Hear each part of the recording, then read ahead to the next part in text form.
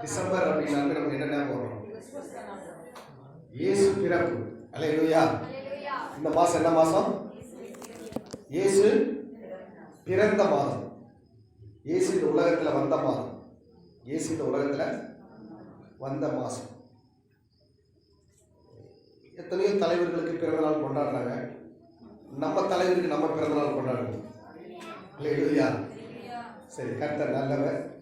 விசேஷமாக நம்முடைய ஆண்டவர் இந்த பூமியில வருவதற்கு முன்பாகவே ஆண்டவர் முன்குறிக்கப்பட்டார்.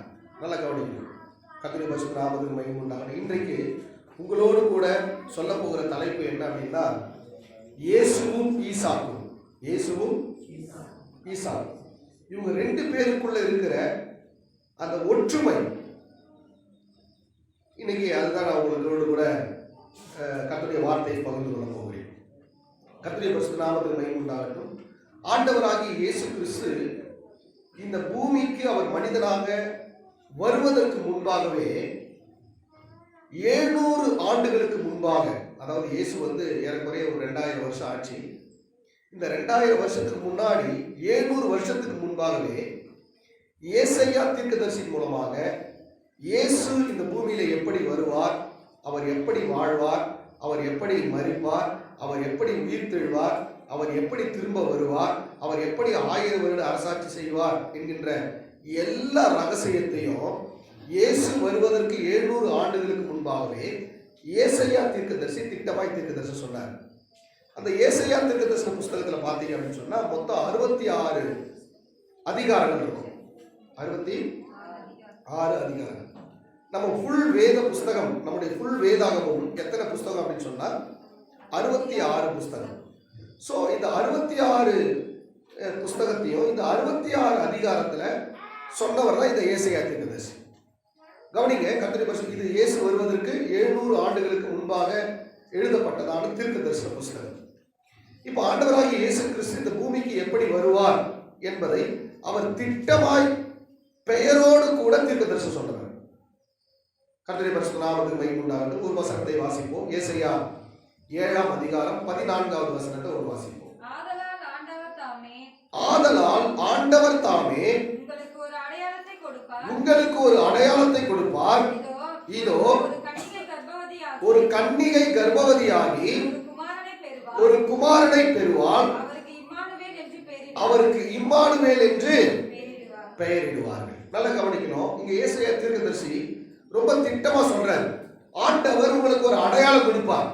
இந்த உலக ரட்சகர், உலகத்தை மீட்கிறவர், பாவத்திலிருந்து உங்களை விடுதலை ஆக்குகிறவர், சாபத்திலிருந்து உங்களை விடுதலை ஆக்குகிறவர், உங்கள் பிரச்சனை எல்லாம் மாற்றுகிறவர் ஒருவர் இந்த பூமிக்கு அவர் வரப்போகிறார். அதற்கு என்ன அடையாளம் என்று சொன்னால், ஒரு கன்னிகை கர்ப்பவதியாய் மாறுவாள். அந்த கன்னிகை கர்ப்பவதியாய் மாறும் பொழுது அவருக்கு இம்மானுவேல் என்று சொல்லி பெயர் வைப்பார்கள் என்று சொன்னார். அல்லேலூயா. அதே போல அவர் என்ன தீர்க்கதரிசனம் சொன்னாரோ அதே போல 700 ஆண்டுகளுக்கு பின்பாக மரியாள், கன்னி மரியாள் கர்ப்பவதியாகி ஆண்டவராகிய இயேசு கிறிஸ்துவை அவர் பெற்றெடுத்தார். அல்லேலூயா. மத்தேயு 1ஆம் அதிகாரம் 23வது வசனத்திலே வாசிக்கும் பொழுது, இதோ ஒரு கன்னிகை கர்ப்பவதியாகி ஒரு குமாரனை பெறுவாள். அவருக்கு இம்மானுவேல் என்று பெயரிடுவார்கள். இம்மானுவேல் என்பதற்கு தேவன் நம்மோடு கூட இருக்கிறார். அல்லேலூயா. அருமையான கர்த்தருடைய பிள்ளைகள், இம்மானுவேல் என்பதற்கு என்ன அர்த்தம்? தேவன் நம்மோடு கூட இருக்கிறார். அருமையான கர்த்தருடைய பிள்ளைகளே, உன்னோடு கூட இருக்கும்படியாக தேவாதி தேவன் வானத்தையும் பூமியும் அண்ட சராசரங்களை உருவாக்கின தேவன் அவர் உனக்காகவே இந்த பூமிக்கு வந்தார். உன்னோடு கூட இருக்கும்படியாக, உன்னுடைய எல்லா தேவைகளை சந்திக்கும்படியாக, உன்னுடைய எல்லா விதமான பிரச்சனைகளை மாற்றும்படியாக ஆண்டவராகிய இயேசு கிறிஸ்து இந்த பூமியிலே அவர் இம்மானுவேலாக அவர் அவதரித்தார். அல்லேலூயா. அல்லேலூயா. இதே போல கர்த்தருடைய பரிசுத்த நாமத்துக்கு மகிமை உண்டாகட்டும். பழைய ஏற்பாட்டிலே ஈசாக்கு இந்த பூமிக்கு வருவதற்கு முன்பாக அவர் முன்குறிக்கப்பட்டார். கவனிங்க, கர்த்தருடைய பரிசுத்த நாமத்துக்கு மகிமை உண்டாகட்டும். எல்லா விக்கிரக ஆராதனைக்குள்ள இருக்கும் பொழுது தேவன் ஒரு மனுஷனை தேர்ந்தெடுக்கிறார். அவர் தான் யார் அப்படின்னா ஆபிரகாம். ஆபிரகாமுக்கு கர்த்தர் வாக்குத்தத்தம் பண்றார். வாசிப்போம். ஆதியாகமத்தின் புத்தகம் 17ஆம் அதிகாரம் 19வது வசனத்துல வாசிப்போம். ஆதியாகமம் 17:19. அப்பொழுது தேவன் உன் மனைவியாகிய சாராள் நிச்சயமாய் உனக்கு ஒரு குமாரனை பெறுவாள், அவனுக்கு ஈசாக்கு என்று பெயரிடுவாயாக. அல்லேலூயா. அருமையான கர்த்தருடைய பிள்ளைகளே, ஈசாக்கு இந்த பூமிக்கு வரவே இல்லை. வருவதற்கு முன்பாகவே ஆண்டவர் ஆபிரகாம் கிட்ட சொல்றார், நிச்சயமாய் உன் மனைவி உனக்கு ஒரு பிள்ளையை பெற்றெடுப்பாள், அவன் பேர் என்ன வைக்கணும்? ஈசாக்கு. அப்ப பாருங்க, இயேசு கிறிஸ்துவுக்கும் முன் அறிவிக்கப்பட்டார். வாக்குத்தத்தம் முன்னாடி கொடுத்தாங்க.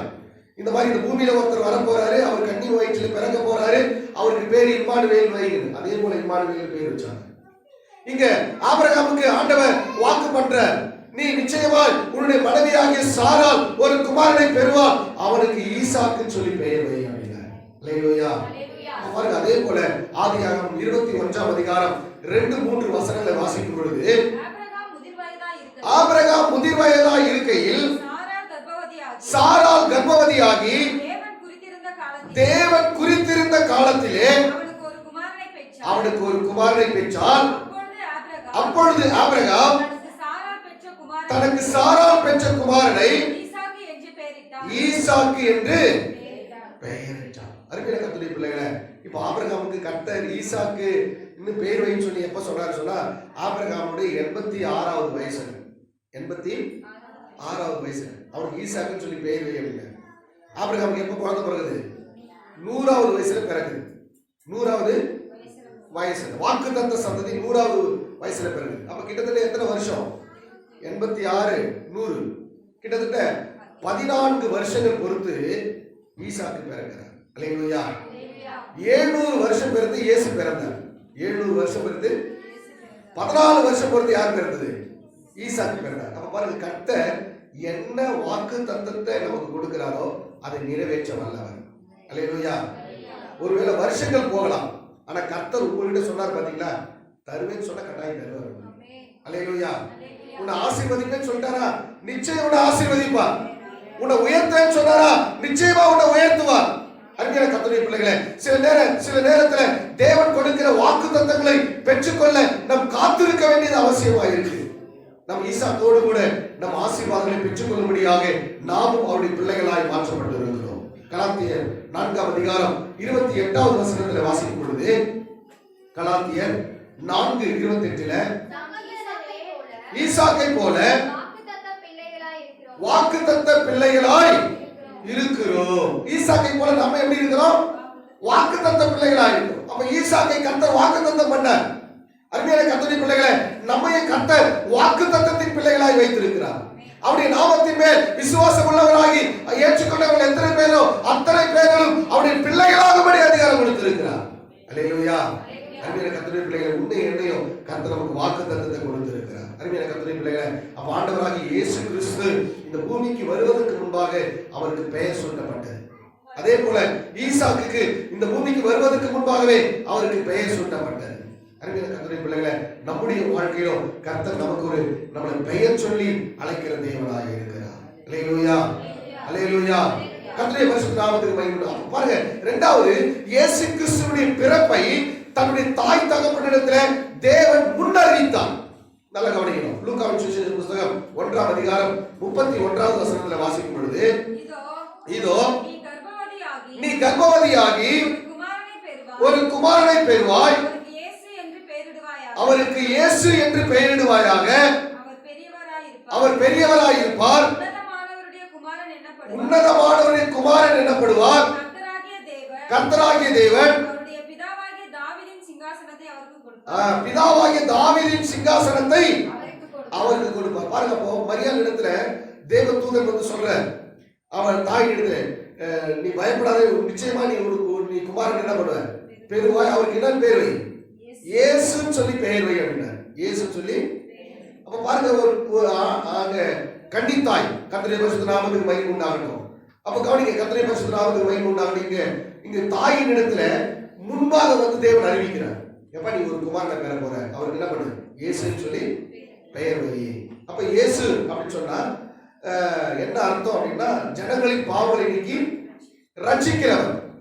லூக்கா 2ஆம் அதிகாரம் 21வது வசனத்துல அங்கு பேர் வைக்கப்பட்டது. வாசிப்போம். பிள்ளைக்கு விருத்த சேதனம் பண்ண வேண்டிய 8ஆம் நாளிலே அது கர்ப்பத்திலே உட்பவித்ததற்கு முன்னே தேவதூதரால் சொல்லப்பட்டபடியே அதற்கு இயேசு என்று பெயரிட்டார். மத்தேயு 1ஆம் அதிகாரம் 21வது வசனத்துல வாசிக்கும் பொழுது இயேசு அப்படின்னு சொன்னா ஜனங்களின் பாவங்களை நீக்கி ரட்சிக்கிறவர். அருமையான கர்த்தருடைய பிள்ளைகளே, அப்ப இயேசு இந்த உலகத்துல அவர் வருவதற்கு முன்பாக தன் தாயின் இடத்துல முன் அறிவிக்கப்பட்டார். உனக்கு ஒரு குழந்தை பிறக்கும், அந்த குழந்தைக்கு இயேசு சொல்லி என்ன பண்ணு பெயர் வையே அப்படின்னாரு. அருமையான கர்த்தருடைய பிள்ளைகளே, நம்முடைய வாழ்க்கையிலும் கூட இயேசு நமக்குள்ள உற்பத்தி ஆகணும், நமக்குள்ள பிறக்கணும். கர்த்தருடைய பரிசுத்த நாமத்துக்கு மகிமை உண்டாகணும். அதே போல ஈசாக்கை எடுக்கும் பொழுது ஆதியாகமத்தின் புத்தகம் 18ஆம் அதிகாரம் 10, 11, 12 வசனங்களை வாசிக்கும் பொழுது அப்பொழுது அவர் உற்பவ கால திட்டத்தில் நிச்சயமாய் உன்னிடத்திற்கு திரும்ப வருவேன்,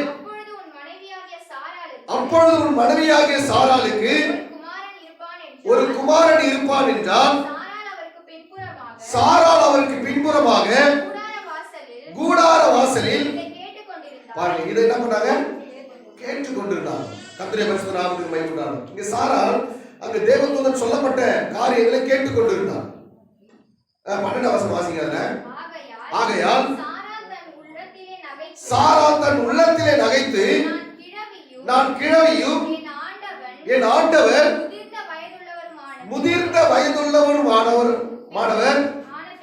ஆன பின்பு எனக்கு இன்பம் உண்டாய் இருக்குமோ என்றார். அல்லேலூயா. இப்ப இந்த பக்கம் பார்த்தா இயேசுவை பெற்றெடுத்தது கன்னி மரியா, இந்த பக்கத்துல ஈசாக்கு பெற்றெடுத்தது சாரா. இங்க சாராளுடைய கர்ப்பம் சேர்ந்து போச்சு, பிள்ளை பிறக்கிறதுக்கு எந்த ஒரு வாய்ப்பும் இல்ல. இந்த பக்கத்துல மரியா பிள்ளை பிறக்கிறதுக்கு எந்த ஒரு வாய்ப்பும் இல்ல. நல்லா கவனிக்கணும். ஆனா இந்த 2 பேர்கிட்டயுமே தேவதூதன் சொல்றாரு, மரியாள் கிட்டே போய் சொல்றாரு, மரியாளே நீ பயப்படாத, உனக்கு ஒரு குமாரன் பிறப்பா, அவனுக்கு இயேசு சொல்லி பேர். அதே போல ஆண்டவராக இயேசு பிறந்தார், இயேசு சொல்லி பேர் வச்சாங்க. இந்த பக்கத்துல இங்க சாராள் கிட்ட போய் சொல்றாரு, நிச்சயமா உற்பத்த காலத்துல உனக்கு ஒரு குமாரன் இருப்பான், அடுத்த வருஷம் வரும்போது உனக்கு ஒரு பிள்ளை இருக்கும் அப்படின்ட்டு. அல்லேலூயா. சாராள் என்ன பண்றாங்க, சிரிக்கிறாங்க. ஏன் அப்படின்னா அவங்களுக்கு 90 வயசு. அவங்களுக்கு சொல்லும் போது எப்போ 90 வயசுல சொல்றேன் உனக்கு ஒரு குழந்தை பிறகு. உண்மையில நம்ம சிரிப்பு வந்தாரு, 90 வயசு பாட்டி ஒரு குழந்தை பிறந்ததுன்னா பாக்குறவங்களா சிரிப்பாங்க. அல்லேலூயா. பாருங்க, ஆண்டவர் அதாவது இந்த வசனத்துல சொல்ற ரகசியம் என்னன்னா, எல்லாமே செத்து போனாலும் நடக்காதுன்னு சொல்லி முடிவு பண்ணி வச்சிருந்தாலும் கர்த்தர் சொன்னாருன்னா அது நடக்கும். அல்லேலூயா. உன் வாழ்க்கையில இனி முடிஞ்சு போச்சு, செத்து போச்சு, இனி நடக்காதுன்னு சொன்னாலும் அதை கர்த்தர் சொன்னா அது கட்டாயம் ஆண்டவர் நடக்க வல்லமை உள்ளவராக இருக்கிறார். அல்லேலூயா. உன் வாழ்க்கையில கர்த்தர் என்ன வாக்குத்தத்தம் பண்ணாரோ அதை நிச்சயமாய் நிறைவேற்ற அவர் வல்லமை உள்ளவர். கர்த்தருடைய பரிசுத்த நாமத்துக்கு மகிமை உண்டாகட்டும். ஆண்டவராகிய தேவன் எல்லா காரியத்தை நிறைவாய் செய்ய அவர் வல்லமையுள்ள தேவனாக இருக்கிறார். அல்லேலூயா. அருமையான கர்த்தருடைய பிள்ளைகளே, ஆண்டவர் எப்படி சொன்னாரோ அதே போல ஆண்டவர் பிள்ளை ஆண்டவர் கொடுத்தார். கர்த்தருடைய பரிசுத்த நாமத்துக்கு மகிமை உண்டாகட்டும். அருமையான ரோமர் 9ஆம் அதிகாரம் 8, 9 வசனங்களை வாசிக்கும் பொழுது, ரோமர் 9, 8, 9 வாசிக்கும் பொழுது அது எப்படி என்றால் மாம்சத்தின்படி பிள்ளைகள் ஆனவர்கள் தேவனுடைய பிள்ளைகள் அல்ல, வாக்கு தத்தத்தின்படி பிள்ளைகள் ஆனவர்களே. அந்த சந்ததி என்னப்பட்டது, அந்த வாக்குத்தத்தமான வார்த்தை குறித்த காலத்தில் வருவேன், அப்பொழுது சாராள் ஒரு குமாரனை பெறுவாள். அப்ப பாருங்க, ஆண்டவர் என்ன வாக்குத்தத்தம் கொடுத்தாரோ அந்த வாக்குத்தத்தத்தை அப்படியே நிறைவேற்றினார். அல்லேலூயா. இந்த பக்கம் இயேசு பிறந்தார், அந்த பக்கத்துல ஈசாக்கு பிறந்தார். இப்ப 2 பேர் பிறக்கும் பொழுதும் சந்தோஷம். நல்லா கவனிக்கணும். இயேசு பிறக்கும் பொழுது உலகத்துக்கு சந்தோஷம், இந்த பக்கம் ஈசாக்கு பிறக்கும் பொழுது அங்க இருந்தவங்க எல்லாருக்கும் சந்தோஷம். அல்லேலூயா. லூக்கா 2ஆம் அதிகாரம் 10வது வசனத்துல வாசிக்கும் பொழுது தேவதூதன் அவர்களை நோக்கி பயப்படாதிருங்கள், எல்லா ஜனத்துக்கும் மிகுந்த சந்தோஷம் உண்டாக்கும் நற்செய்தியை உங்களுக்கு அறிவிக்கிறேன். அல்லேலூயா. அப்ப இயேசு பிறக்கும் பொழுது என்ன வந்தது? ஒரு பெரிய சந்தோஷம் வந்தது. இயேசு உள்ளத்துல வந்த உடனே சந்தோஷம் வந்ததா இல்லையா? வந்ததுன்றவங்களா அவர்களே சொல்லுவோம். அதாவது எப்படியும் நம்ம போயிருப்போம். ஆனா இயேசு உள்ளத்துல வந்த உடனே நமக்கு எதுவும் நமக்கு தேவையில்லை. ஏன் இயேசு என் கூட வந்துட்டார். அல்லேலூயா. பாருங்க, ஆண்டவராக இயேசு கிறிஸ்து நான் ஏற்றுக்கொள்ளும் பொழுது என் இருதயம் பயங்கரமா சந்தோஷப்பட்டது. என் இருதயம் பயங்கரமான சந்தோஷம். வீட்டுல எதுவும் கிடையாது, சாப்பிட கூட ஒண்ணும் இல்லை, ஆனாலும் உள்ளத்துல என்ன இருக்கு? ஒரு பெரிய சந்தோஷம். காரணம் என்ன? ஆண்டவர் என் இருதயத்தை முழுவதுமாக நிறைவேற்றினார். அல்லேலூயா. அதே போல ஆண்டவராக இயேசு கிறிஸ்து இந்த உலகத்தில் வரும்பொழுது எல்லா ஜனத்திற்கும் ஒரு மிகுந்த சந்தோஷம். மேய்ப்பர்களுக்கு சந்தோஷம். இயேசு பிறந்துட்டான்னு கேட்ட ஒவ்வொரு பிள்ளைகளுக்கும் சந்தோஷம். ஏரோதுக்கு துக்கம் ஆயிடுச்சு. அல்லேலூயா. இயேசு பிறந்தது எல்லாருக்கும் சந்தோஷமானாலும் ஏரோதுக்கு என்ன ஆச்சுங்க? பிசாசுக்கு என்ன ஆயிடுச்சுங்க? துக்கம் ஆயிடுச்சு. அருமையான கர்த்தருடைய பிள்ளைகளே, நம்முடைய வாழ்க்கையில இயேசு நம்ம உள்ளத்துல வரும்பொழுது நமக்கு ஒரு பெரிய சந்தோஷம் உண்டாகும். அதே போல ஆதியாகமத்தின் புத்தகம் 21ஆம் அதிகாரம் 6ஆம் வசனத்துல வாசிக்கும் பொழுது, அப்பொழுது சாராள் தேவன் என்னை நகைக்க பண்ணினார், இதை கேட்கிற யாவரும் என்னோடு கூட நகைப்பார்கள். அல்லேலூயா. அப்போ ஈசாக்கு பிறந்த பொழுது ஆண்டவர் ஒரு பெரிய சந்தோஷத்தை கொடுத்தார். என்னோடு கூட ஈசாக்கு பிறந்திருக்கிறான்னு கேட்கறவங்க எல்லாரும் என்ன பண்ணுவாங்க? நகைப்பார்கள், சந்தோஷப்படுவாங்க, சிரிப்பாங்க அப்படின்னாங்க. அல்லேலூயா. அருமையான கர்த்தருடைய பிள்ளைகளே, நம்முடைய வாழ்க்கையில நம்மளை ஆண்டவர் சபைக்குள்ள கொண்டு வந்தது எதுன்னா, நீ சந்தோஷமா இருக்கிறது தான் ஆண்டவர் கொண்டு வந்திருக்கிற. அல்லேலூயா. நீ எத்தனையோ விதமான வாழ்க்கையில துக்கம் இருக்கலாம், சஞ்சலம் இருக்கலாம், வருத்தம் இருக்கலாம், பாடுகள் இருக்கலாம், பிரச்சனைகள் இருக்கலாம். ஆனா உன்னை சபைக்குள்ள கொண்டு வந்தது எது தெரியுமா? உன்னை சந்தோஷமா மாத்திருக்கு. அல்லேலூயா. ஆண்டவர் சொல்ற சந்தோஷமாயிருங்கள், எப்பொழுதும் சந்தோஷமாயிருங்கள் என்று திரும்ப சொல்லுகிறேன். அப்ப ஆண்டவர் நம்மளை சபைக்குள்ள கொண்டு வந்தது எதுக்கு? உன்னை மகிழ்ச்சியா மாத்துறதுக்கு. ஏசாயா 35ஆம் அதிகாரத்துல வாசிக்கும் பொழுது, கர்த்தரால் மீட்கப்பட்டவர்கள் ஆனந்த களிப்புடன் பாடி சீயோனுக்கு வருவார்கள், நித்திய மகிழ்ச்சி அவர்கள் தலைமையில் இருக்கும், சந்தோஷமும் மகிழ்ச்சியும் அடைவார்கள், சஞ்சலமும் தவிப்போம் ஓடி போகும். அல்லேலூயா. இந்த டிசம்பர் மாசத்துல உங்களுடைய சஞ்சலமும் தவிப்போம் ஓடி போகும். பாதங்கள் மாசம் உங்க சஞ்சலம் தவிப்பு ஓடி போவோம், உங்க சஞ்சலமும் தவிப்பு ஓடி போவோம். கர்த்தரோட மகிழ்ச்சியா மாற்றுவாரு, கர்த்தரோட மகிழ்ச்சியா மாற்றுவாரு. அல்லேலூயா. அல்லேலூயா. மகிழ்ச்சியா மாற்றுவாருன்னு முகத்துல ஒரு சிரிப்பு. அல்லேலூயா. அந்த புன்னகை தான் கர்த்தருடைய பரிசுத்த நாமத்துக்கு மகிமை உண்டாகட்டும். நம்மள ஆண்டவர் சந்தோஷமா இருக்கிறது தான் ஆண்டவர் கொண்டு வந்திருக்கிறார். அல்லேலூயா. அப்போ ஈசாக்கு பிறக்கும் பொழுதும் ஒரு சந்தோஷம், இயேசு கிறிஸ்து பிறக்கும் பொழுதும் ஒரு சந்தோஷம். கவனிங்க, நாலாவது, இயேசு கிறிஸ்து பிதா இவர் என் நேசகுமாரன் சொன்னார். அதே போல ஈசாக்கு ஆபிரகாம் இவர் என்னுடைய நேசகுமாரன் சொன்னார். நல்ல கவனிக்கணும். கர்த்தருடைய பரிசுத்த நாமத்துக்கு மகிமை உண்டாகட்டும். மத்தேயு 3ஆம் அதிகாரம் 17ஆவது வசனத்துல வாசிக்கும் பொழுது, அன்றியும்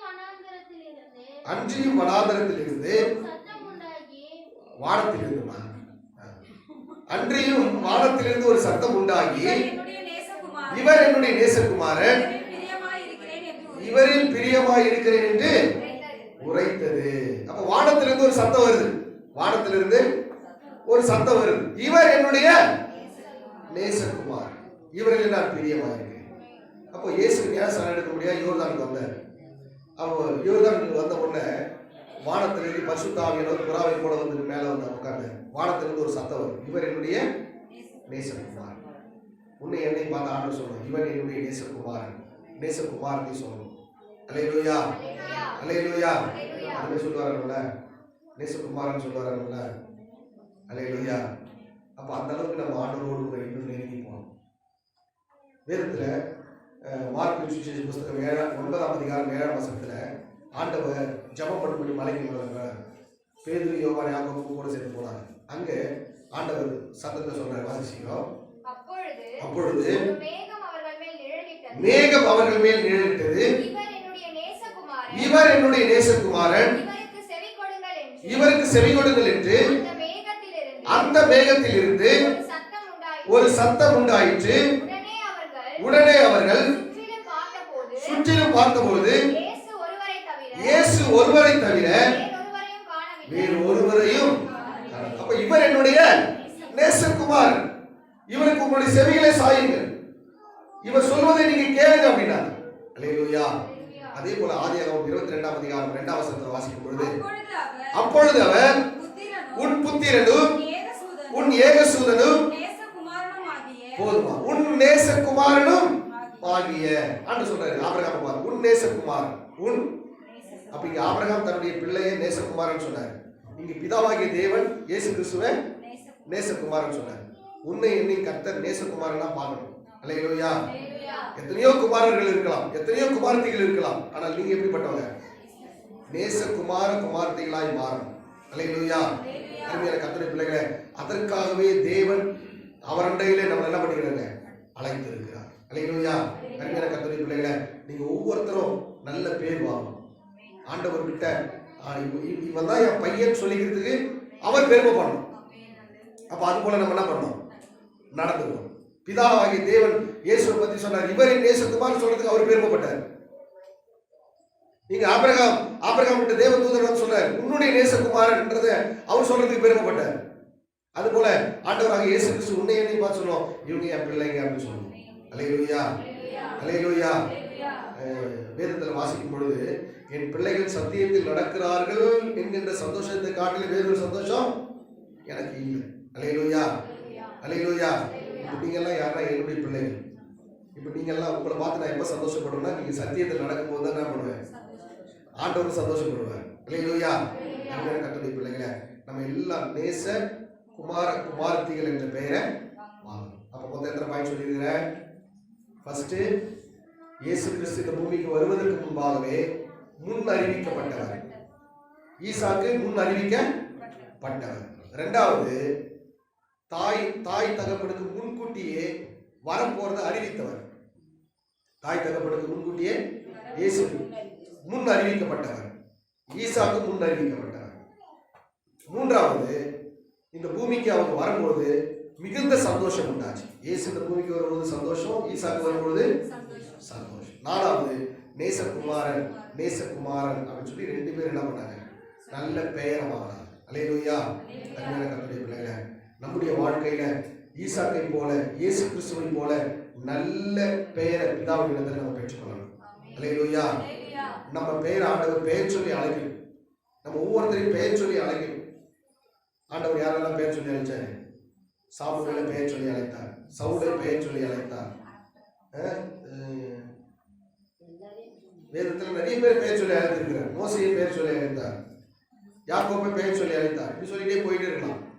அப்ப அது போல உங்களை ஆண்டவரா பண்ணோம், பெயர் சொல்லி அழைக்கணும். அருமையான கர்த்தருடைய பிள்ளைகளை, ஆண்டவராகிய தேவன் தொடர்ந்து அடுத்த வாரத்தில் இதை கண்டினியூ பண்றேன். இன்னும் நிறைய ரகசியங்கள் ஈசாக்கும் இயேசுவும் அப்படிங்கிற தலைப்புல இன்னும் நிறைய போகலாம். இயேசுவின் வருகை வரையும் போகலாம். அல்லேலூயா. மீதம் இருக்கிறத அடுத்த வாரம் சொல்றேன். கர்த்தருக்கு வசனம் கொடுத்துருக்காங்க. கர்த்தரை சோதனை பண்ணுவோம்.